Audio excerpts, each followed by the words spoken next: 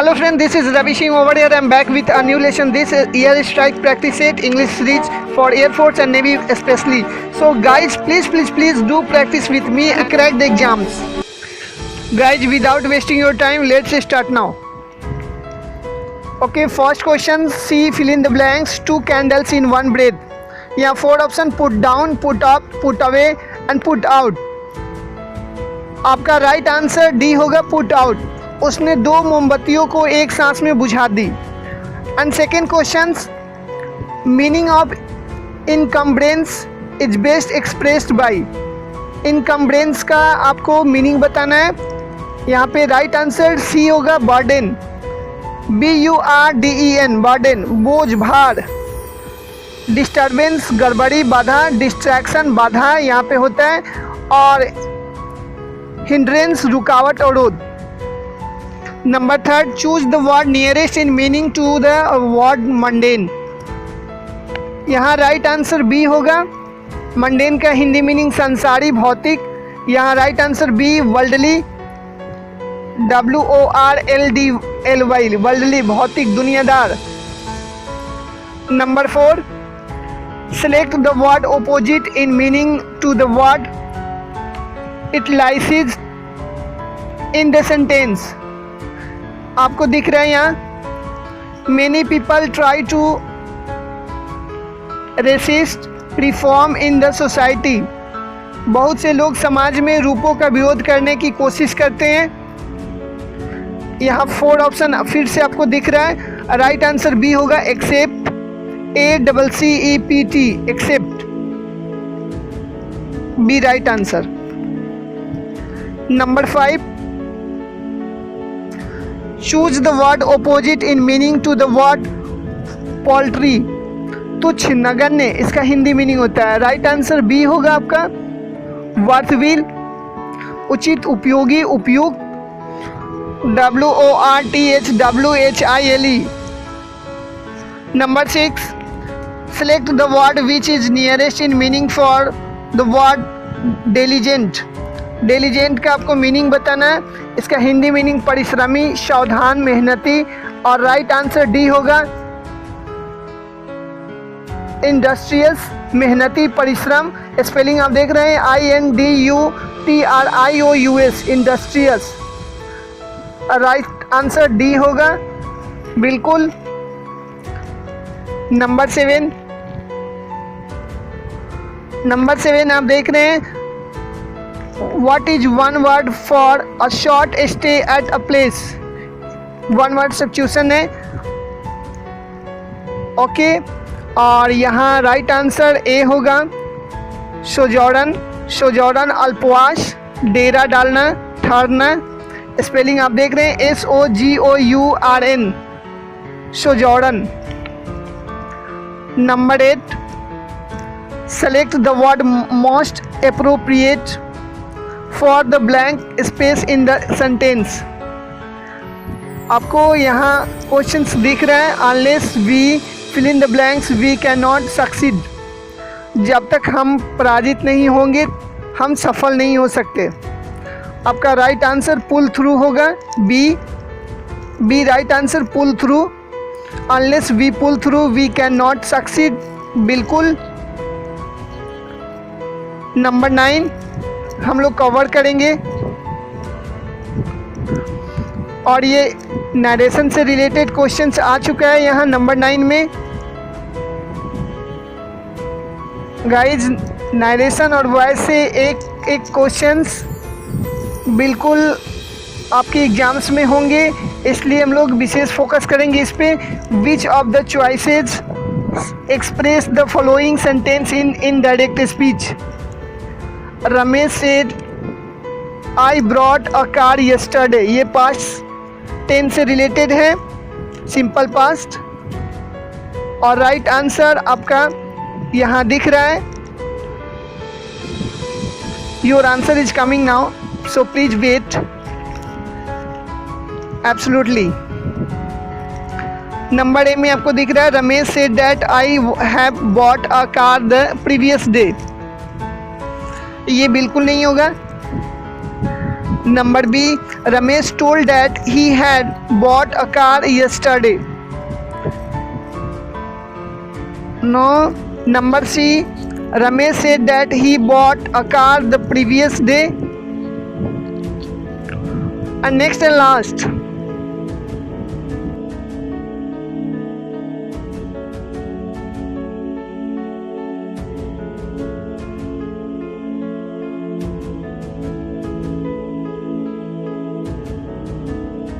Ramesh said that he had bought a car. You are just looking in this video. Ramesh said that he had bought a car the previous day, and it will be your right answer, D. So D will be your right answer. These questions, Ramesh said I bought a car yesterday. इसका right answer ये D है. Ramesh said that he had bought a car the previous day. Number 10, which of the words is spelled correctly? यहाँ आपको 4 option फिर से दिखेगा. Superintendent है और राइट आंसर आपका बी होगा. सुप्रिटेंडेंट, SUPERINTENDENT, सुप्रिटेंडेंट, ये राइट आंसर है. आप इसे रिमेंबर करेंगे. बिल्कुल. नंबर 11 हम लोग कवर करेंगे फिर से. Number 11, which part of the following sentence has an error? 4 option. He has honorably acquitted from the charge, and last option no error. आपका राइट आंसर बी होगा. एक्विटेड फ्रॉम ये राइट आंसर है. आप इस पर टिक करेंगे. Number 12, complete the sentence meaningful by the selecting the most appropriate pair of words. All the teachers fill in the blanks that would stand at the top in the examination, but C fill in the blanks short of their expectation. यहाँ 4 option फिर से और right answer will be A option. Thought and fail ये right answer है. Number 13, choose the correct meaning of italicized idioms in the sentence. At party he is always in high spirits. यहाँ 4 option फिर से और right answer cheerful, CHEERFUL, cheerful, प्रफुल्लित, प्रसन्न. Number 14, choose the one which best express the meaning of given idiom's proverb. To drink like a fish. And right answer D, to be a drunk.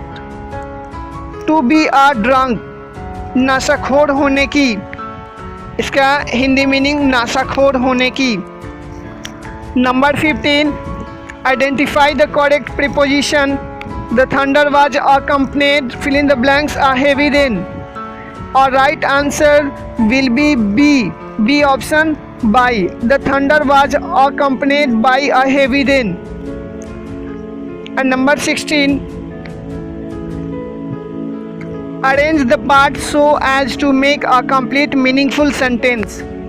When he and यहाँ आप देख रहे हैं 4 option. PQRS, QSPR, RQPS and SQPR. P did not know, Q he was nervous, and R heard and hewed and cry at midnight, and S what to do. And right answer will be C, RQPS. And I'm just making this sentence. Heard the hue and cry at midnight, he was nervous and did not know what to do. That's the Hindi meaning of this sentence. आधी रात को उन्होंने शोरगुल सुना तो वह घबरा गया और पता नहीं क्या करना है. बिल्कुल. Number 17, select the alternative which express the given sentence in passive voice. I know him.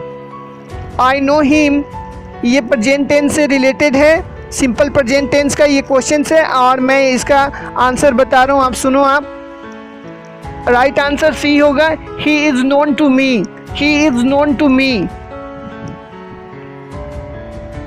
Okay, number 18, read the following passage and answer question number 18 to 20। आपको यहाँ रीड करना है पैसेज।